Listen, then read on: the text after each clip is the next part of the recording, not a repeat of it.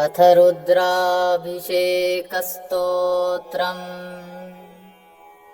ॐ नमो भवाय शर्वाय रुद्राय वरदाय च पशूनां पतये नित्यम् उग्राय च कपर्दिने महादेवाय भीमाय त्र्यम्बकाय शिवाय च ईशानाय मखग्नाय नमस्ते मकधातिने कुमारगुरवे नित्यं नीलग्रीवाय वेधसे विलोहिताय धूम्राय व्याधिनेन पराजिते नित्यं नीलशिखण्डाय शूलिने दिव्यचक्षुषे हन्त्रे गोप्त्रे त्रिनेत्राय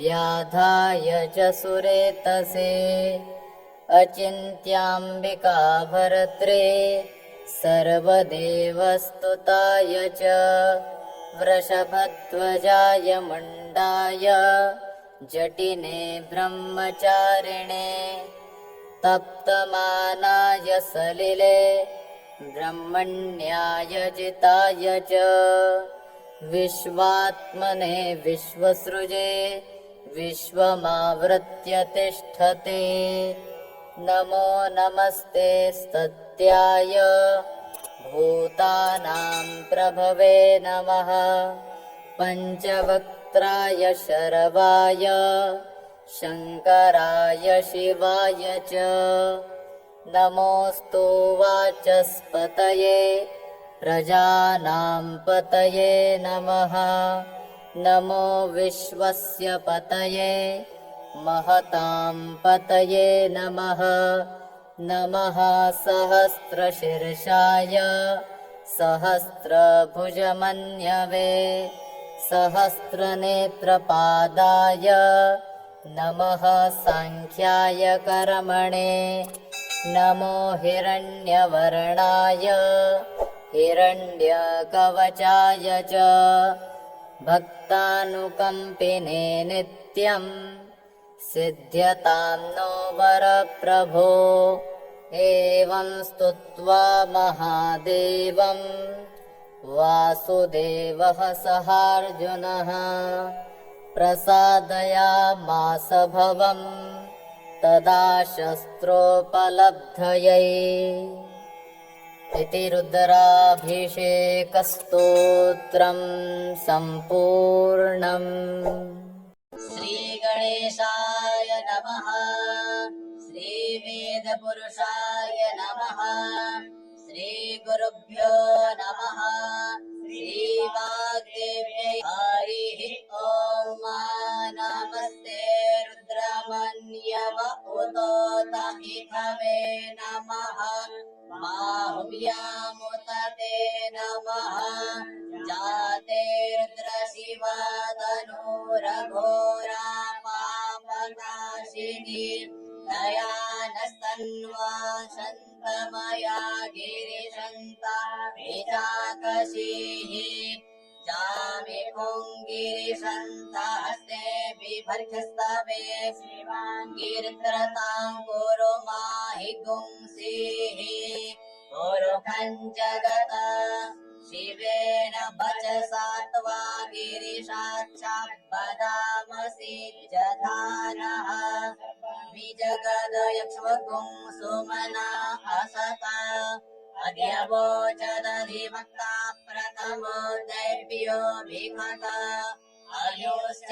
सर्वाज्यं भयन् सर्वाश्च जातु धान्यं धराचीः परासुम असौ च ताम्रो अरुण उत बभ्रुः सुमङ्गलः जय जैनगुं रुद्रा अभितो दक्षुरिताः सहस्रसो वैखा गुहेण ईमहे असौ जो वसर्पतिनि नग्रीवो विलोहितः उतैनं गोपा अदृष्टन् नुतः जः सदृष्टो मृडयाति न नः नमोऽस्तु नीलग्रीवाय सहस्राक्षाय मीढुके अतो जे अस्य सतवान्नो हन्तेभ्यो करन्नमः प्रमुञ्चदन्वनस्त्वमुभयोराज्ञोर्जाम् जाश्च ते हस्त इकवः पराता भगवो बप विजयन् धनुः कपर्दिनो विशल्यो बाणवा उत अनेसन्नस्य जा इकव आघोरस्य निखङ्गदिः जाते हेतिर्मे धृष्टमहस्ते बभूवते धनुः तयास्मान् विश्वतस्त्वमयक्ष्मया परिभुज परिते धन्वनो हेतिरस्मान् क्रीडतो विश्वतः अतो ज इकोधिस्तवारे असमन्निधेहितम् अवतत्यधनुष्टुम् सहस्राक्षशते कुधे निशीर्षसल्यानामुखा शिवो नः सोमना भव नमस्त आयुधायानातताय विष्णवे उभाभ्यामुदते नमो बाहुभ्याम् तव धन्वने मानो महान्तमुतमानो अर्भकम् मान उक्षन्तम् मान उक्षितम् मानो बधीः पितरम् मोदमातरम् मानः प्रियास्तन्वो रुद्ररीरिकः मानस्तो केतनये मान आयुः मानो गोघुमानो अश्वेकुरीरिकः मानो वीरानुद्रभाविनो बधीरेह विषमन्ता सदमित्वा हवामहे श्रीगणेशाय नमः श्रीवेदपुरुषाय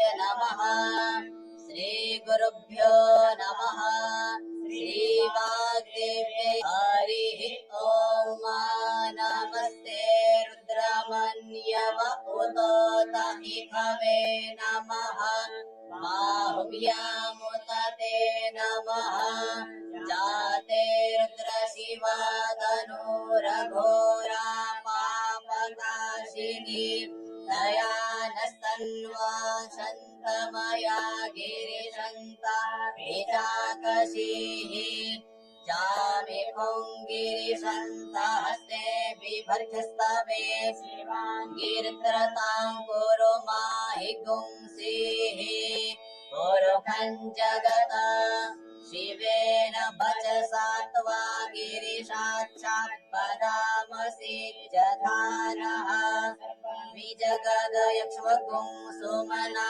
असत अद्यवोचदधिवक्ता प्रथमो दैव्यो विघट अयोश्च सर्वाज्यम् भयन् सर्वाश्च जातु धान्यम् धराचीः परासुव असौजस्ताम्रो अरुण उत बभ्रुः सोमङ्गलः जय चैनतुम् रुद्रा अवितो दक्षुरिताः सहस्रसो वैखा गुहेण ईमहे असौजो वसर्पति नीलग्रीवो विलोहितः उतैनं गोपा अदृष्टन् दुतः जः सदृष्टो मृडयाति नः नमोऽस्तु नीलग्रीवाय सहस्राक्षाय मीढुके अतो जे अस्य सतवान्नो हन्तेभ्यो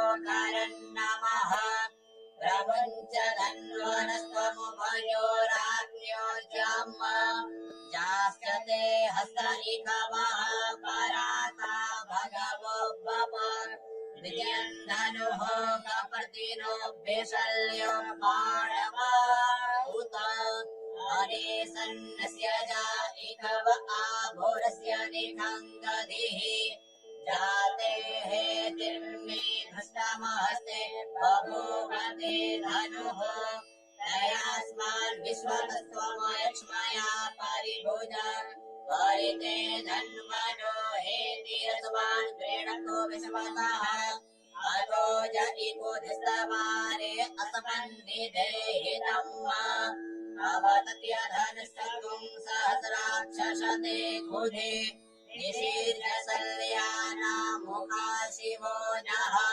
स्वमना भव नमस्त आयुधायानातताय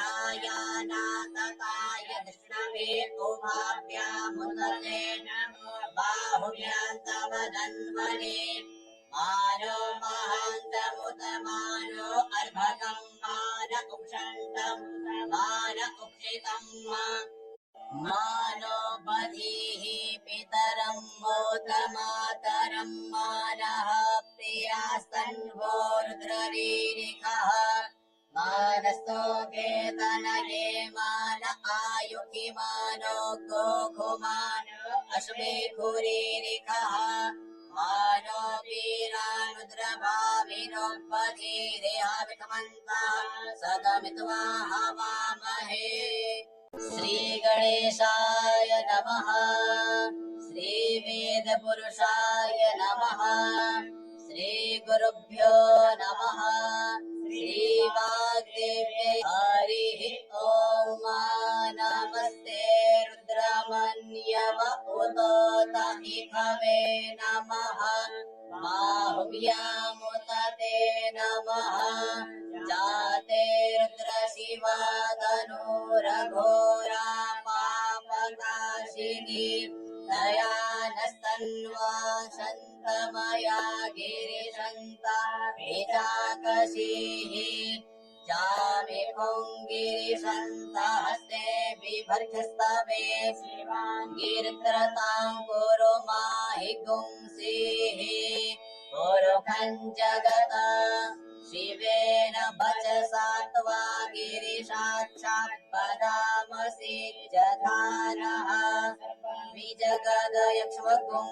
सुमना असता अग्यवोचदधिवक्ता प्रथमो दैव्यो भिघट अयोश्च सर्वाज्यं भयन् सर्वाश्च जातु धान्यं धराचिः परासुवा असौजस्ताम्रो अरुण उत बभ्रुः सुमङ्गलः जय चैनकुं रुद्रा अवितो दक्षुरिताः सहस्रसो वैखा गुहेण ईमहे असौजो वसर्पति नीलग्रीवो विलोहितः उतैनं गोपा अदृष्टन् नुतः जः सदृष्टो मृडयाति नः नमोऽस्तु नीलग्रीवाय सहस्राक्षाय मीढुके अथो जे अस्य सतवान्नो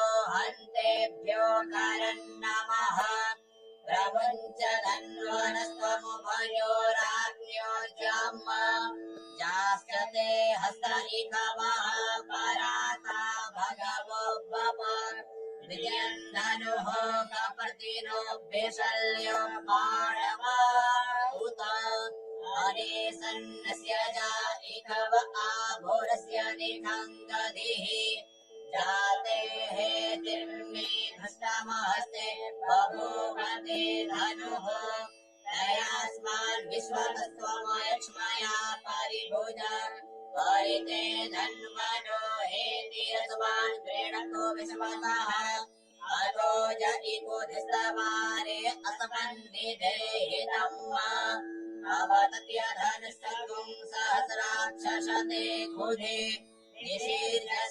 निशीर्षसल्यानामुखा शिवो नः स्वमना भव नमस्त आयुधायानातताय विष्णवे उभाभ्यामुदते नमो बाहुभ्यां तव धन्वने मानो महान्तमुतमानो अर्भकं मान उक्षन्तं मान उक्षितं मानो बधीः पितरं मोदमातरं मानः प्रियास्तन्वो रुद्ररीरिकः मानस्तो केतनये मान आयुकि मानो गोघुमानो अश्वे कुरीरिकः मानो वीरानुद्रभाविनो पतिरेहाविकमन्तः सदमित्वा हवामहे श्रीगणेशाय नमः श्रीवे श्रीवेदपुरुषाय नमः। श्रीगुरुभ्यो नमः। श्रीवाग्देव्यै हरिः ॐ। नमस्ते रुद्रमन्यव उतोत इखवे नमः। बाहुव्यामुत ते नमः। जाते रुद्रशिवा तनूरघोरा पापनाशिनी दयानस्तन्वा शन्तमया गिरिशन्ता विचाकशीः। जामि पुङ्गिरिशन्तहस्ते बिभर्गस्तवे शिवाङ्गिरित्रतां कुरु माहि गुंसीः। पुरुखं जगत शिवेन वचसा त्वा गिरिशाक्षात्पदामसि जधानः। विजगदयक्ष्मगुं सुमना असत अग्र्यवोचदधिवक्ता प्रथमो दैव्योऽभिमत। अयोश्च सर्वाज्यं भयन् सर्वाश्च जातु धान्यं धराचिः परासुवा। असौजस्ताम्रो अरुण उत बभ्रुः सुमङ्गलः। जय चैनन्दुं रुद्रा अवितो दक्षुरिताः। सहस्रसो वैखा गुहेण ईमहे। असौजो वसर्पति नीलग्रीवो विलोहितः। उतैनं गोपा अदृष्टन्नुतः जः। सदृष्टो मृडयाति नः। नमोऽस्तु नीलग्रीवाय सहस्राक्षाय मीढुके। अतो जे अस्य सतवान्नो हन्तेभ्यो करन्नमः। प्रमुञ्च धन्वनस्त्वमुभयोराज्ञो जम्। जाश्च ते हस्त इकवः पराता भगवो बम। विजयन् धनुः कपर्दिनो विशल्यो बाणवा उत। अनेसन्नस्य जा इकव आभोरस्य निखङ्गधिः। जाते हेतिर्मे धष्टमहस्ते बभूवते धनुः। तयास्मान् विश्वतस्त्वमयक्ष्मया परिभुज। परिते धन्वनो हेतिरस्मान् प्रीणतो विश्वतः। अतो ज इकोधिस्तवारे असमन्निधेहितम्। अवतत्यधनुष्टुं सहस्राक्षशते खुधे। निशीर्षसल्यानामुखा शिवो नः।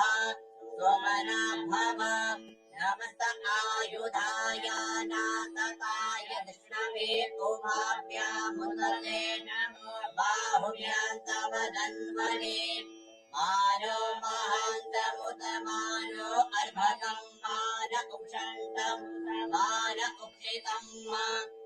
मानो बधीः पितरं मोत मातरं मानः प्रियास्तन्वो रुद्ररीरिखः।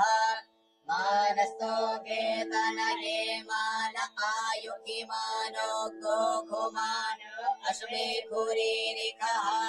मानो वीरानुद्रभाविनो बधीरेहाविकमन्तः सदमित्वा हवामहे। श्रीगणेशाय नमः। श्रीवेदपुरुषाय नमः। श्रीगुरुभ्यो नमः। श्रीवाग्देव्यै हरिः ॐ।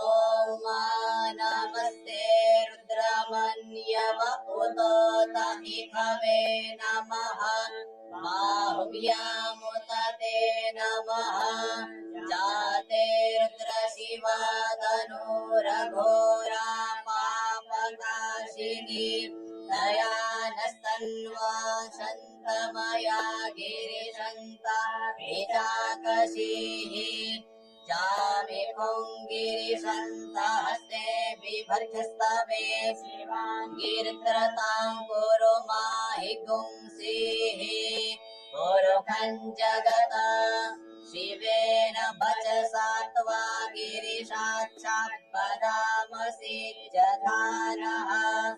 विजगदयक्ष्मगुं सुमना असत अद्य वोचदधिवक्ता प्रथमो दैव्यो विघट अयोश्च सर्वाज्यं भयन् सर्वाश्च जातु धान्यं धराचिः परासुव असौजस्ताम्रो अरुण उत बभ्रुः सोमङ्गलः जय चैनगुं रुद्रा अवितो दक्षुरिताः सहस्रसो वैखा गुहेण ईमहे असौजो वसर्पति नीलग्रीवो विलोहितः उतैनं गोपा अदृष्टन्नुतः जः सदृष्टो मृडयातिनः नमोऽस्तु नीलग्रीवाय सहस्राक्षाय मीढुके अतो जे अस्य सतवान्नो हन्तेभ्यो करन्नमः प्रमुञ्च धन्वनस्त्वमुभयोराज्ञोर्जम् जास्यते हस्त इकवः पराता भगवो बप विजयन् धनुः कपर्दिनो भिशल्यो बाणवा उत अनेसन्नस्य जा इकव आभोरस्य निखङ्गधिः जाते हे तिर्मे धष्टमहस्ते बभूवते धनुः तयास्मान् विश्वतस्त्वमयक्ष्मया परिभुज परिते धन्वनो हे तीरस्वान् प्रेणको विश्वतः अतो ज इकोधिस्तवारे असमन्निधेहितम् अवतत्य धनस्तुं सहस्राक्षशते खुधे निषीर्यसल्यानामुखा शिवो नः सोमनाभव नमस्त आयुधायानातताय विष्णवे उभाभ्यामुदते नमो बाहुभ्यां तव धन्वने मानो महान्तमुतमानो अर्भकं मान उक्षन्तम् मान उक्षितम् मानो बधीः पितरं मोत मातरं मानः प्रियास्तन्वो रुद्ररीरिकः मानस्तो केतनये मान आयुकि मानो गोघुमानो अश्वेखुरीरिकः मानो वीरानुद्रभाविनो बधीरेहाविकमन्तः सदमित्वा हवामहे श्रीगणेशाय नमः श्रीवेदपुरुषाय नमः श्रीगुरुभ्यो नमः श्रीवाग्देव्यै हरिः ॐ नमस्ते रुद्रमन्यव उतोत इखवे नमः बाहुभ्यामुत ते नमः जाते रुद्रशिवा तनूरघोरा पापनाशिनी दयानस्तन्वा शन्तमया गिरिशन्ता विजाकशीः जामि पुङ्गिरिशन्ता हस्ते बिभर्गस्तवे शिवाङ्गिरित्रतां कुरु माहि गुंसीः पुरुखं जगत शिवेन वचसा त्वा गिरिशाक्षात्पदामसि जधारः विजगदयक्ष्मगुं सुमना असत अद्य वोचदधिवक्ता प्रथमो दैव्यो विघट अयोश्च सर्वाज्यं भयन् सर्वाश्च जातु धान्यं धराचिः परासुव असौजस्ताम्रो अरुण उत बभ्रुः सोमङ्गलः जय चैनगुं रुद्रा अवितो दक्षुरिताः सहस्रसो वैखा गुहेण ईमहे असौजो वसर्पति नीलग्रीवो विलोहितः उतैनं गोपा अदृष्टन्नुतः जः सदृष्टो मृडयातिनः नमोऽस्तु नीलग्रीवाय सहस्राक्षाय मीढुके अतो जे अस्य सतवान्नो हन्तेभ्यो करन्नमः प्रमुञ्च धन्वनस्त्वमुभयोराज्ञोर्जम् जाश्च ते हस्त इकवः पराता भगवो बप विजयन् धनुः कपर्दिनो विशल्यो बाणवा उत अनेसन्नस्य जा इकव आभोरस्य निखङ्गधिः जाते हेतिर्मे भ्रष्टमहस्ते बभूवते धनुः तयास्मान् विश्वतस्त्वमयक्ष्मया परिभुज परिते धन्वनो हेतिरस्मान् प्रेणतो विश्वतः अतो ज इकोधिस्तवारे असमन्निधेहितम् अवतत्यधनुष्टुम् सहस्राक्षसते खुधे निशीर्यसल्यानामुखा शिवो नः स्वमना भव नमस्त आयुधाय नातकाय विष्णवे उभाभ्यामुदते नमो बाहुभ्याम् तव धन्वने मानो महान्तमुतमानो अर्भकम् मान उक्षन्तम् मान उक्षितम् मानो बधीः पितरम् मोत मातरम् मानः प्रियास्तन्वो रुद्ररीरिकः मानस्तो केतनये मान आयुहि मानो गोखुमानो अश्वेखुरीरिकः मानो वीरानुद्रभाविनो बधीरेहाविकमन्तः सदमित्वा हवामहे श्रीगणेशाय नमः श्रीवेदपुरुषाय नमः श्रीगुरुभ्यो नमः श्रीवाग्देव्यै हरिः ॐ नमस्ते रुद्रमन्यव उतोत इखवे नमः बाहुभ्यामुत ते नमः जाते रुद्रशिवा तनूरघोरा पापनाशिनी दयानस्तन्वा शन्तमया गिरिशन्ता विचाकशीः जामि पुङ्गिरिशन्तहस्ते बिभर्गस्तवे शिवाङ्गिरित्रताम् कुरु माहि गुंसीः पुरुखम् जगत शिवेन वचसा त्वा गिरिशाक्षात् पदामसि जधानः विजगदयक्ष्वगुं सुमना असत अद्यवोचदधिवक्ता प्रथमो दैव्यो विघट अयोश्च सर्वाज्यम् भयन् सर्वाश्च जातु धान्यम् धराचीः परासुमा असौ च ताम्रो अरुण उत बभ्रुः सोमङ्गलः जय चैनतुम् रुद्रा अवितो दक्षुरिताः सहस्रसो वैखा गुहेण ईमहे असौ जो वसर्पतिनीलग्रीवो विलोहितः उतैनं गोपा अदृष्टन्नुतः जः सदृष्टो मृडयातिनः नमोऽस्तु नीलग्रीवाय सहस्राक्षाय मीढुके अतो जे अस्य सतवान्नो हन्तेभ्यो करन्नमः प्रमुञ्च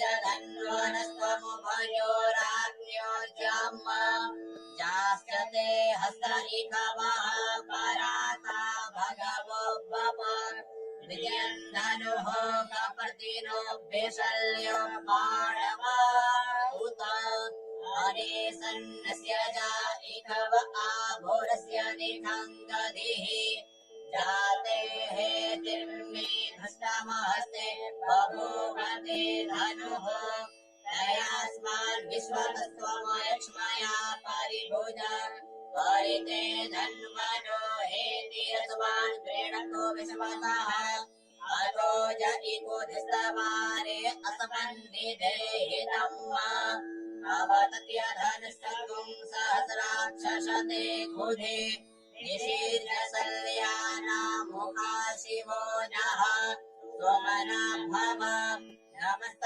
आयुधाय नातताय विष्णवे उभाभ्यामुदते नमो बाहुभ्यान्तवदन्वने मानो महान्तमुतमानो अर्भकं मान उक्षन्तम् मान उक्षितम् मानो बधीः पितरं मोतमातरं मानः प्रियास्तन्वो रुद्रवीरिकः मानस्तो केतनये मान आयुहि मानो गोघुमानो अश्वेखुरीरिकः मानो वीरानुद्रभाविनो बधीरिह विषमन्तः सदमित्वा हवामहे